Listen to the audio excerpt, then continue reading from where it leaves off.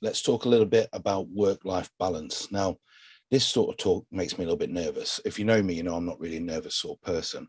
Um, but I've got some notes for this to make sure that I do cover these issues in a more systematic way than I do often a lot of these talks I do, where they're often a bit more free flowing. And the reason for that is that this issue I address in a relatively individualistic way, and I do that for a variety of reasons, which I'll touch on. But that's not really where my work sits and where my discipline sits. Often, the field of sociology, social science in a general sense, shifts more to a kind of left-leaning ideology, looking at social processes, social problems. And when we start to look at individualized answers to these problems, I feel a little bit uncomfortable at times. So let's just say that. I start from a position of feeling a little bit comfortable discussing this, but at the same time, I think it's really important. The reason why I find this to be so important is I get frustrated when people don't love their work. Now, I also know it is certainly not essential to love your work or even like your work. And many people go through life without loving work and just being relatively disengaged from it. And that's completely fine. I have no issue with that. But specifically the work that I do, I find a lot of enjoyment from it, creativity, expressiveness, and literally joy in doing some of the things that I do. And too many of my colleagues, former and present, I've found a lack of that. And not only that, but almost at this time of year, right? So I'm recording this just as we lead up to September and people are starting to go back. And I know there's some people who are dreading it, literally dreading going into work or preparing teaching or seeing students or trying to finish off for a piece of work for a self-imposed deadline that they feel like they must do. And that sort of that pain that causes them pains me. I don't like to see it. I don't like to experience it. And I'd much prefer to walk around campus and see people who I feel like they're just loving it and enjoying it as much as I do. So that's where I come from this. And I've had many conversations with people where I try to instill some of the ways that I think about it. And that's more or less useful for some people because there's specific institutional issues that mean my job is the way that it is. Teaching load, for example, maybe specific departmental things, but also specific things about me that I just really like teaching.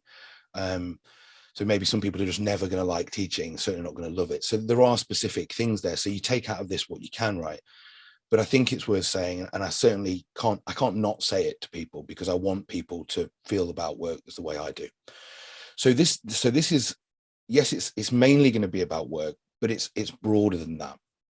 And what I'm trying to get at with the first part of the talk, I'm going to talk about why the ways that people currently try and tackle work-life balance are insufficient. They will not, they can't work. Not they might work or might not. No, they fundamentally can't work. So that's where I'm going to start from. And the reason I'm going to start with that is it's a very simple idea that really complex problems struggle to be solved by simple solutions. Sometimes it can happen, sometimes, but complex problems like maintaining work-life balance, and I'm specifically going to talk about academia, but this is generalized, this is for most people in different ways.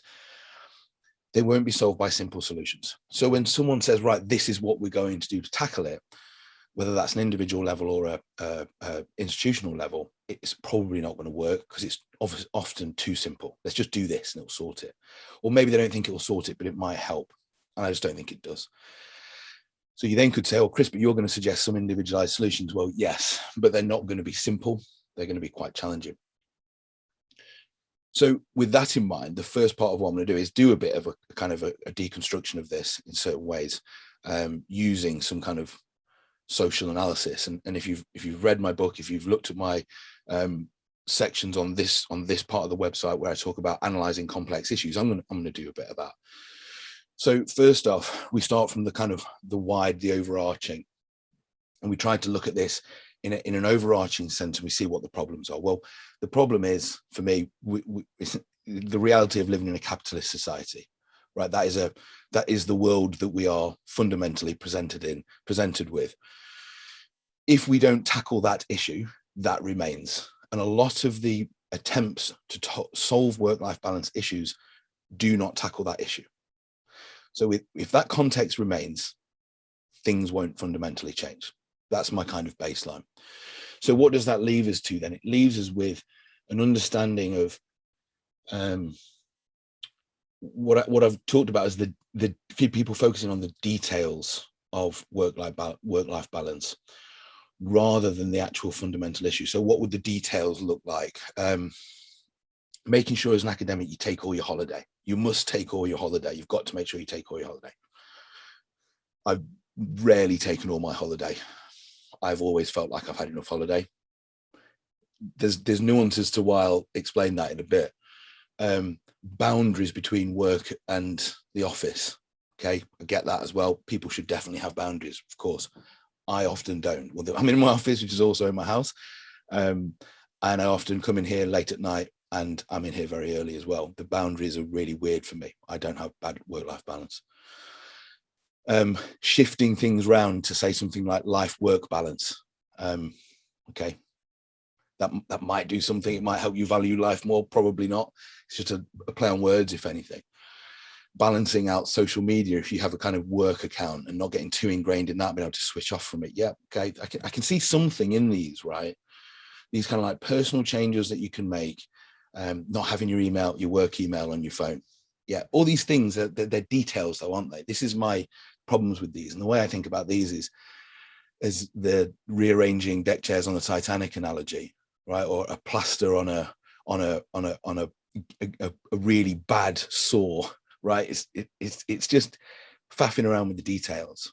There's something bigger going on, is what I'm getting to. And while we should sort all those things, and just because I do or don't doesn't say anything, we should probably as industry do all those things, but I don't think it changes anything. So then we could kind of look at that and go to a kind of institutional level. So the university might put systems in place to try and support, or the work environment you're in to support good work-life balances, mandating that people don't send emails at certain times. I don't think the mandate is necessarily something I've seen yet, but there's certainly an encouragement to do that. Non-meeting days, so that people get that kind of research day that they know they're not going to get contacted to be in meetings, and they can try and have a full research day if they need that. And then cultural policies, which can be enacted in quite good ways, and I call for this in the book, of if you've got power, you've got to do something with it at the university level, and you've got to shift cultures, and you've got to stop people who are reinforcing policies of overwork and valorizing people who spend loads of hours in the office. Okay, those institutional levels, I can see something in them, but again, they're not going to fundamentally change things. One of the reasons with that, especially in institutional level stuff, is that it's like the middle top down. So it's not the top down. It's not changing capitalist society. So it's not changing anything fundamental about the world.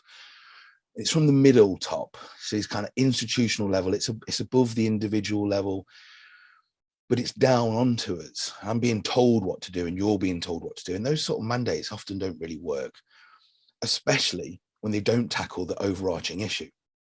So what we then find ourselves in is a situation where someone can have a full-time permanent position with a good research record and PhD students and things just moving forward really casually.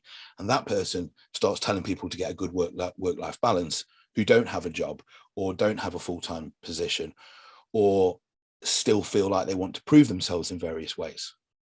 That's fundamentally problematic to me for someone who's up there to be saying, yeah, down there, don't work as hard as I did.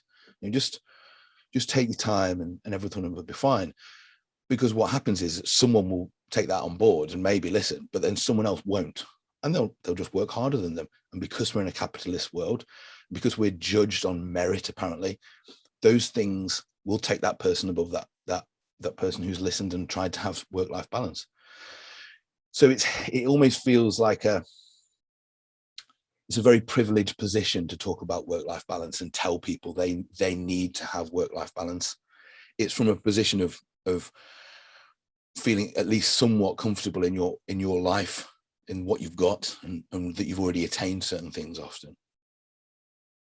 And then there's also people within that who have this real big individual differences. There's people who can't afford to have work-life balance. I mean, that sounds terrible, but again, this is a world that we live in. There are people who have to work 2 jobs. There are people who have to do that to survive. And what are you going to do? Tell them, oh, no, that second job that you've got so that you can afford to pay for this and that.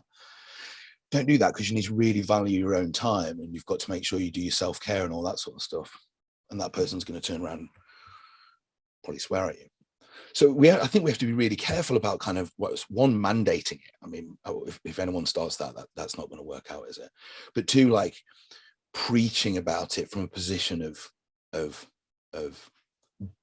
really well established work, right? If you're there, you've got to be careful about preaching.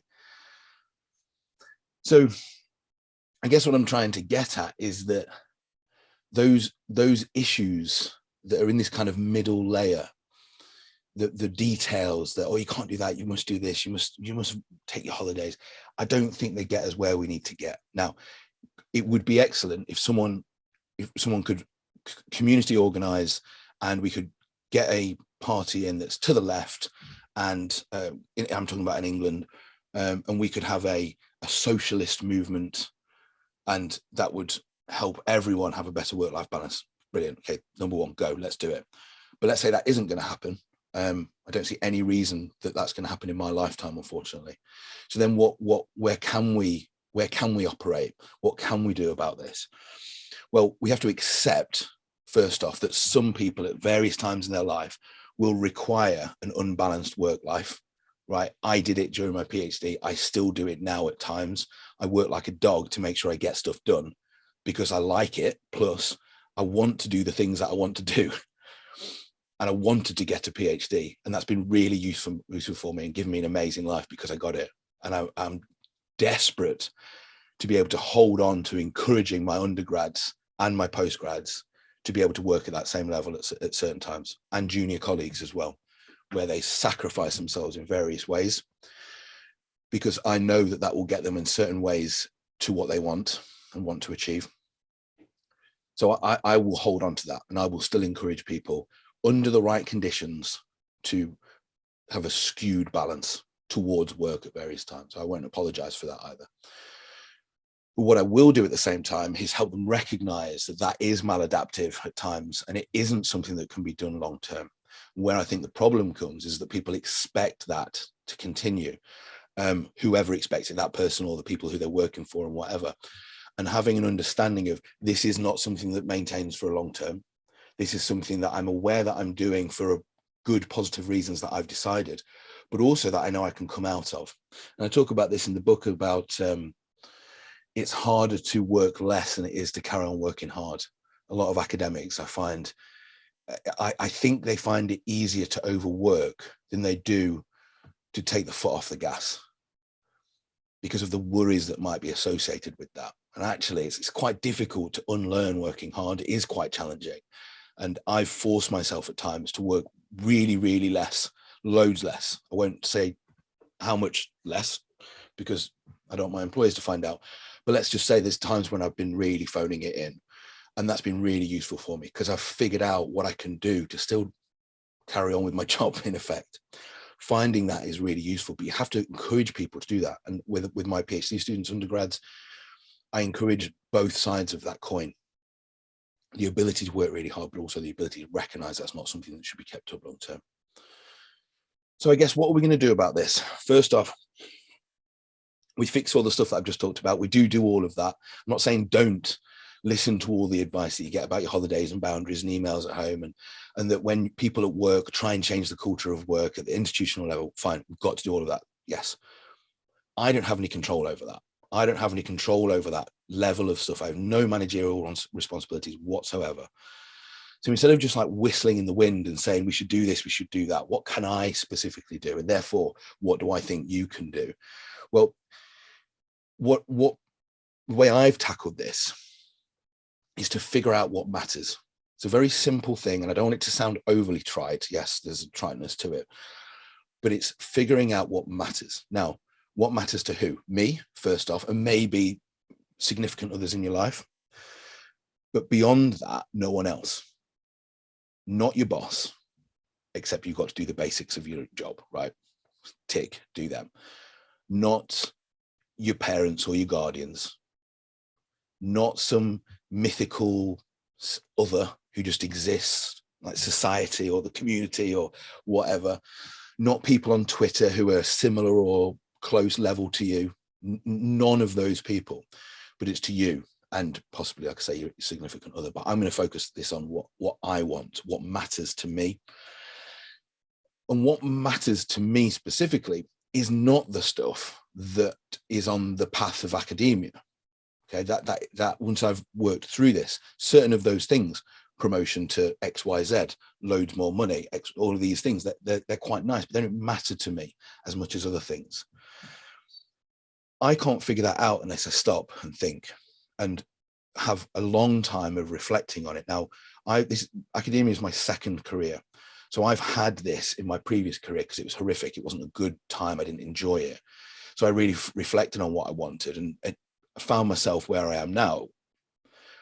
But what that means is that I've gone through that process when I was much younger about reflecting on exactly what I wanted to achieve out of life. And I've done it again as my career has become established. Earlier on, it was get a PhD, get good at teaching and get some publications out. That was it. And I worked like a dog to get that to happen. But once those things had happened and once I was permanent, and yes, this is difficult for people who are not permanent and there's a different story to be had there.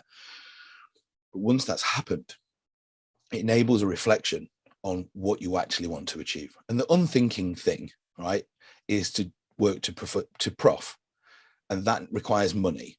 And money requires getting funding in certain areas which are fundable. And I don't want that. I don't want to have the pressure, the necessity of doing funding bids and stuff that I don't want to do. So once I kind of figured that out, and it takes a while, and I've had to work through it over time to get there. Once I figured that out, everything started to fall into place. I started to think what matters to me at work. Well, my students learning. My students giving me good feedback? Not really. I mean, I want them to give me good feedback, and I do actually get good feedback, but I want them to learn. And that means I don't mind pushing them to the point where I'm not giving them things that they want, but I'm giving them things that they need. And they might not know that they need it, but they need to get it from me. My PhD students, my graduate students, being supported as much as I possibly can to the point where I have less time for my own stuff because their development is now more important to me than my own personal development.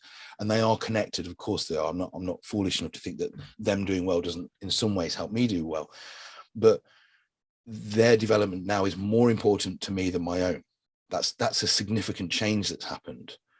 3 years ago, I wouldn't have thought like that. I would have been focused on my development. Once I kind of figured that out, that I'm happy enough, why do I care about my own personal career development anymore in the same way? I want it to do okay, but it doesn't matter to me in the same way. And that the stuff that I teach, I enjoy. Like that is something I want. I want that. And I'll talk about this at the very end, but I want that because I want to be able to get to the end of the teaching day and have enjoyed it. Also, I know that helps my teaching be better, which means the students will enjoy it. It continues on. So a soul searching of what matters is what's needed. What matters. It's a really important word, that what really matters really is important and matters. And matters is basically an emotional connection to something. That's what it is. If you don't have an emotional connection to something, it doesn't matter anymore. The bin outside doesn't matter to me. I don't think about it. It doesn't take any of my time away from me. And that's what you have to do with work stuff that doesn't matter.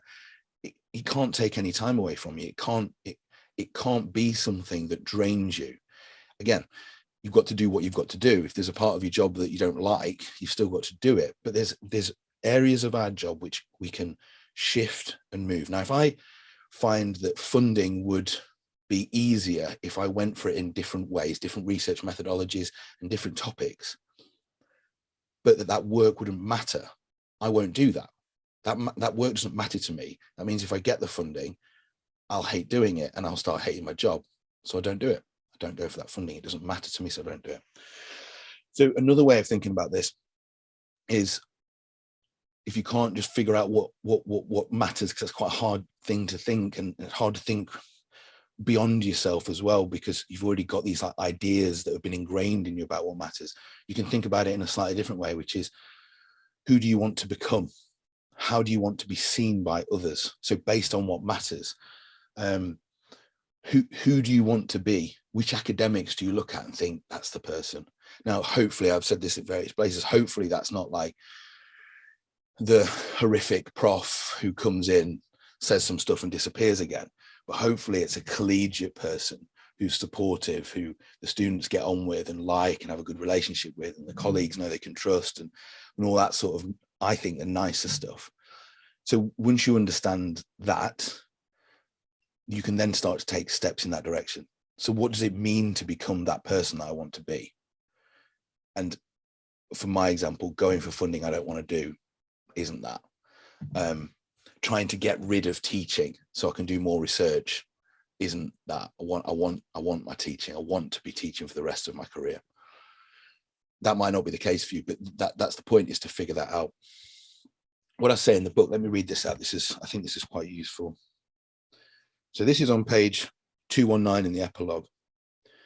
If you can afford to ignore those who valorize funding as the main goal for academia, do it. If others fail to see the importance of being the very best teacher or researcher you can, forget them. Reject the nerdy norms that others in academia accept in an unthinking way. Be critical of the things being done in a traditional way just because. Strive to be different and do things differently if that makes sense to you to do so. But also reflect on the qualities that made previous mentors and current colleagues stand out to you as a positive force in your life. So who are those people? Who are the positive forces? Not the people you unthinkingly aspire to be like, but the people who are good, and you know they're good in your life. That's the person I want to be. Think deeply about what type of academic, what type of person you want to be, and then become that person. Or as Dolly Parton would have it, find out who you are, then do it on purpose. Cracking quote from Dolly there. So I'm going to put this connected to this post, but there's a section 221 to 225, 226 about work-life balance, about getting it and maintaining it. So that feeds into what I'm talking about. So take a look at that as well. So a couple more things then here. I've got some notes. Let me just have a look at these notes again a little bit. So what I'm trying to suggest is that we shift away from plasters, putting plasters over wounds, but stopping the wound in the first place. Shifting away from moving around deck chairs on the Titanic and stop the Titanic sinking. It's a bigger issue. It's about finding meaning, existential meaning. Now, the last part of that epilogue chapter is about that. I don't talk about it in those sort of existential philosophical ways, because it's trying to be an introduction text. But nevertheless, it is that. It's trying to get people to think about their world. Now, you say, yeah, but Chris, I can't really control the world around me. And I think that's short-sighted often. Now, again, if you're in an academic situation where you're not permanent, you're getting hammered by people, I get it. And that's a really hard situation. You've got to work through that. This conversation isn't based at that. This is for those people who have found themselves somewhat established, but in a rut, in a space where it should be right, but it's not. We get paid all right, but we don't enjoy it, or something around those areas.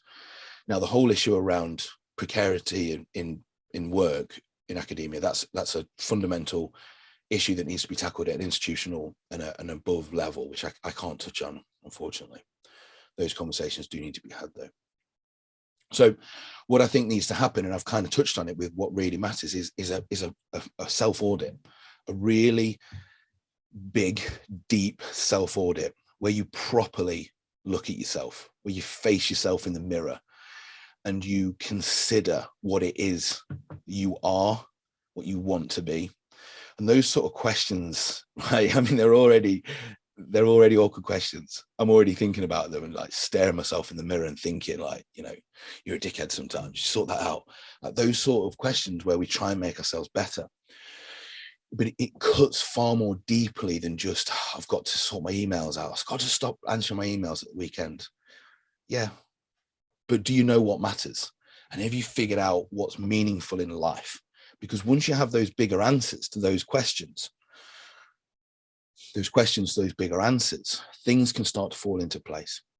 Because once you've figured out there's certain parts of work that don't matter, you won't check your emails at the weekend. You'll have a month holiday and won't have any issues with it whatsoever, because you know that you want to have a month holiday with your nearest and dearest. Or you'll check your emails, but you won't mind that you're checking them, because you know that you're going to take some time off in the week anyway. You basically, my point is that you'll have a balance, because you'll have a wider understanding of what's meaningful and what matters to you. And the latest email from someone in the department saying about this new teaching thing won't matter. It won't be of significance in the same way. The key then is to start to recognize the power that we have to change the world around us in academia, for us, for our closest colleagues. Yes, it's not a short-term thing. I can't just say, right, I'm not doing that module that I don't like anymore. Of course not. It's not as simple as that. We have a responsibility to do our jobs right. But if we think a little bit more long-term, we can look at the things, we can do our audit, we can think about what matters, and we can say to people, look, this is something that I really want to do. I want to do more of this, and I want to do less of this. My example, I'm not very good at admin. Not only am I not very good at it, but I'm at risk of messing things up when I have to do that. Now, I don't do any admin anymore. Now, that's not just because I'm completely rubbish, but that's because I've highlighted where I've got strengths and I've gone after that.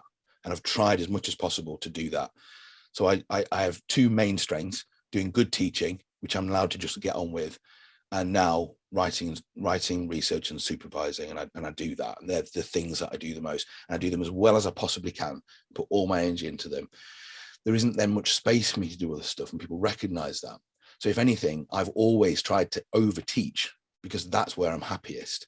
So if I can say that I'm overteaching, doing my bit for the department, right, I'm earning my wage, no one's going to then look at me and say, Chris, you're not doing your bit, come and do some of these admin roles that we know you're not very good at, but you've got to do anyway.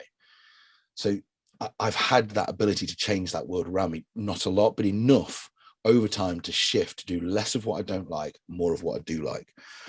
We do have that power at work. So what I've been able to do is recognize what matters to me and then align as much as what I do with that as possible. It's very egocentric what I'm talking about, both in my examples and also the fundamental start point. I do get that. I'm not unaware of that. But I think that's something that we have to be able to front up to. It's where we have immediate control over our lives to some degree. I can't control what the university does around this, that, and whatever, but I can address how I'm addressing those situations. So we have to think on that kind of long view a little bit. That reorganization of life to what matters helped me figure out and align things that matter. And then the final kind of point in this, I guess, is that once the recognition of what matters is installed, things disappear. The negative stuff disappears. Someone at work said something to you, doesn't matter. They don't matter. It doesn't matter. Cool.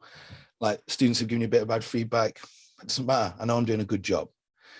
But at the same time, the things that do matter start to resonate more. So when I go into work and I know I'm doing teaching that I really like doing, you can tell that. You can see it on my face. The students pick up on it. I kind of alluded to this earlier. There's a positive feedback loop. And that sort of energy that I take into teaching, the students pick up on. So my students are quite good to teach because they've picked up on that energy. I don't come into a classroom and get like from students. I know that I get something else from them because they get something else from me. And then when I supervise, that's the same thing. When I think about my research and I write it up, the joie de vivre is there, I think. You can see it. You can tell when you're reading my work that I'm into it because it's work that I want to do. Therefore, when I do it, I don't feel like I'm slogging it out. You know, this whole summer I've spent reading, I've barely taken any time off. So someone would say, that's terrible, Chris, you've not had time off. I've loved every single minute of it. I will take time off at some point when it's needed, but I won't be dictated to about when I take it off, especially because I'm absolutely loving what I'm doing. So this can get into dangerous territory, especially with me, because I can get obsessed with things. I could get obsessed with figuring things out, especially in social theory. I get that. And I'm probably not a good model to aspire to. In fact, in every way, I'm not a good model to aspire to. But there's something in what I'm saying. And it's something about thinking deeper. It's something about thinking bigger. It's something about the existence of us. What matters? What's a meaningful life? Will it matter if I publish that paper this year? Nah, probably not. Will it matter what that person thinks about me who doesn't really matter in a department that no, it doesn't matter. Does it really matter if a group of students don't like you for whatever reason? No, it doesn't matter. What does matter? You tell me what matters. Your dogs, that matters for me. My friends, my wife, getting this next book out because I love it. Doing really cool teaching where the students like it, learn something from it on the way. That's what matters. So that all is aligned and is sorted. And I never have any issues with work-life balance because of it. Sometimes I overwork, sometimes I underwork. I never feel like I have to apologize for doing too much work. I never feel like I have to apologize for not doing enough work. I get everything done that I need to get done. The rest of it is just what matters and what doesn't matter. Simple as that. Simple as that. It's taken me about 15 years to sort it out. Anyway, it's get a bit rambly in the end. I hope that's useful for some people. I know some people will think I'm kind of ideologically led in some ways, or idealistically thinking about work. I don't know, whatever, that's fine. And I'm certainly open to having critical comments thrown back at me about this stuff. I know in some ways I'm a bit out on a limb, but hopefully some people get something out of this. If you have some critical comments, please send them up, because I'll do a follow-up video where I answer them, address them, or reflect on what I've said. I'm more than happy to do it. I've already had one sent to me, actually, not on this, but on something else that I've said, which I can feed into. So yeah, hope that's useful. Take a look at the section of the chapter that I wrote in the book that I've put on there. It'll be in this thing down there or something. And yeah, that epilogue chapter, there's a bunch of extra stuff in there. So if you feel like picking that up, have a look. It might be able to put a bit more light onto some of this stuff that I've said today. All right, hope that's useful. Cheers.